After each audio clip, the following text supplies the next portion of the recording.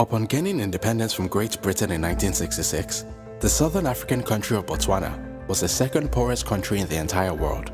Despite occupying a territory about the same size as Spain, there was a grand total of just 12 kilometers of paved roads in the entire country. There were no hospitals and no universities, and the vast majority of its people were illiterate. Even within the small educated population, only 22 people had attended university, and only about 100 more had graduated high school. The country had no formal economy, and most of its citizens depended on cattle herding and subsistence farming as their only source of income. But fast forward 5 decades later, and Botswana now stands apart as one of the most remarkable economic development success stories.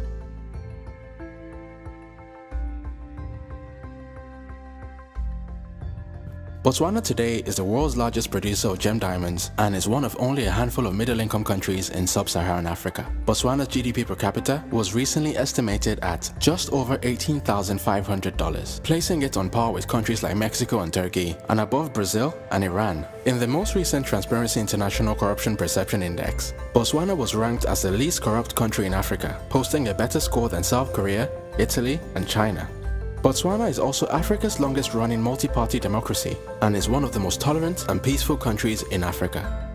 Although there's a long list of reasons why Botswana has been so successful, one of the most important factors was the visionary leadership of its first president, Sir Seretse Khama, the Botswana leader portrayed by British-Nigerian actor David Oyelowo in the 2016 film A United Kingdom. Born as the heir to the throne of the most powerful royal family in what was then known as the British Protectorate of Bechuanaland, Seretse Khama shot to international fame following the public controversy that surrounded his marriage to his English wife, Ruth Williams. The marriage was rejected both at home and abroad, firstly by Khama's own family, and secondly by the apartheid-promoting government of the Union of South Africa, which shared a border with Bechuanaland. You see, unlike countries like Ghana, Kenya, and Nigeria, Bechuanaland was a British protectorate and not a British colony, which meant that it was technically still led by the native Bechuanaland rulers as opposed to the British Crown. And so, by going against his family's wishes, Seretse Khama was putting his political future at serious risk. Now, although most of Khama's kinsmen eventually grew to accept the marriage, the geopolitical blowback would prove a lot more difficult to resolve. Having banned interracial marriages in 1949, the South African government was seriously opposed to having an interracial couple holding such an important position in a large country right across the northern border. Taking swift action, the South African government banned Seretse and his wife Ruth from setting foot on South African territory. The ban also extended to the city of Mahikeng, which at the time served as the administrative capital of Bechuanaland. The South Africans also petitioned the British government to strip Seretse Khama of his birthright to become the chief of one of Bechuanaland's most influential tribes.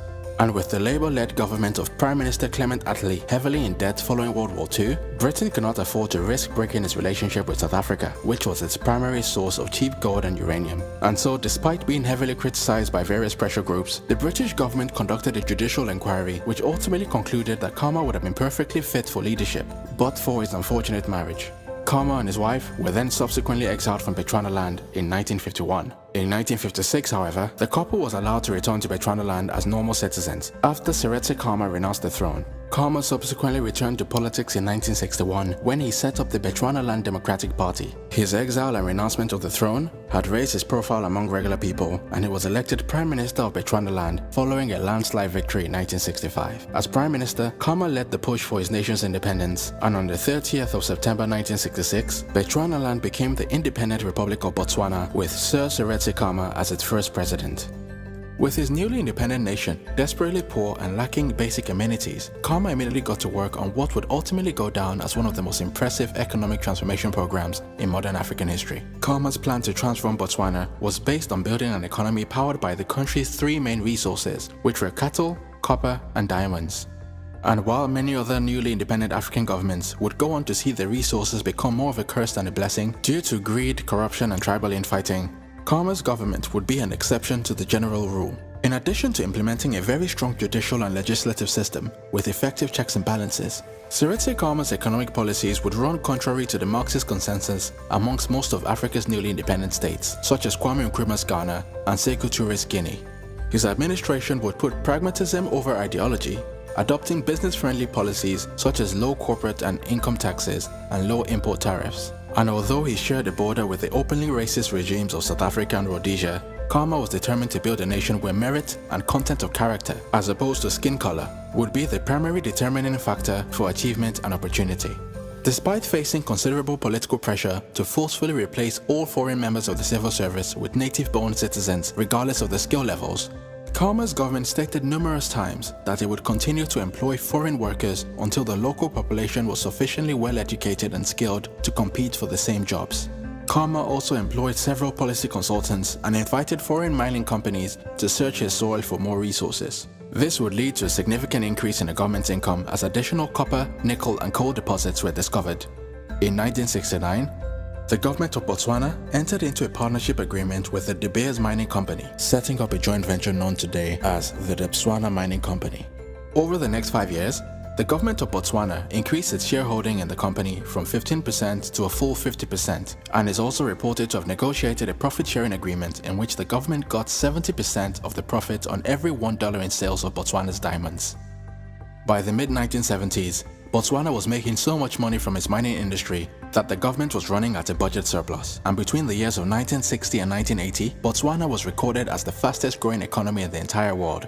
And thanks to its efficient and relatively corruption-free civil service, the Khama administration successfully invested its income into building the country's infrastructure and setting up free hospitals, public schools, and universities. In order to boost its meat industry, the government provided subsidies to cattle farmers, built slaughterhouses, subsidized treatment for livestock, and constructed cattle ranches. The Botswana Meat Commission was also created as the sole seller of beef in the country, responsible for setting prices and selling beef to the regional and international markets.